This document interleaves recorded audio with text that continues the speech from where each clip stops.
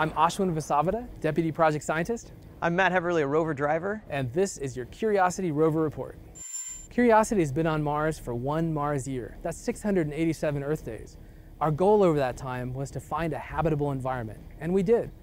We found a lake bed on Mars that we drilled into and found the ingredients and conditions that could have supported microbial life if life ever was on Mars. It hasn't all been smooth sailing for the rover on Mars. After we left Yellowknife Bay, where we did our first drilling, we noticed that the wheels were taking much more damage than we had expected. Sharp, embedded rocks in the surface of Mars were really giving trouble to our wheels. We think we understand what's causing those holes from a lot of tests that we've done here in the Mars yard and a lot of analysis of the terrain from our orbital images. One of the other things we've done here in the Mars yard to understand the wheel wear issue is we built a half of a rover that we're driving over the simulated terrain so we can watch how the wheels really wear.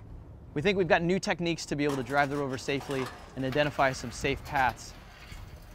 Using our new driving techniques, we made it to a site called the Kimberley, where Curiosity drilled its 3rd drill hole of the mission. We drilled into a site where water flowed across the surface and deposited a series of sandstones.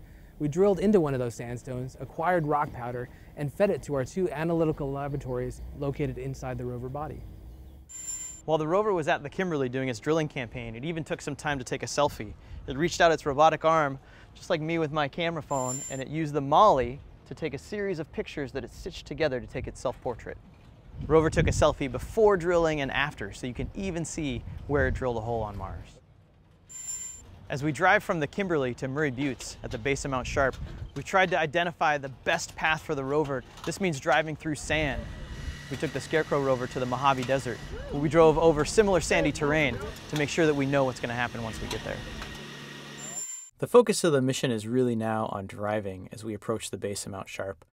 In our first Martian year, we've driven almost 8 kilometers of total distance with the rover. We get a little bit closer to the base of that mountain every day. Over the next few months, the science team is really excited to get to Mount Sharp, where we think the layered rocks there have captured the major climate changes in Mars history. We can't wait to get there and figure it all out, but it's going to take a lot of driving. You ready, Matt? Ready. Let's do it.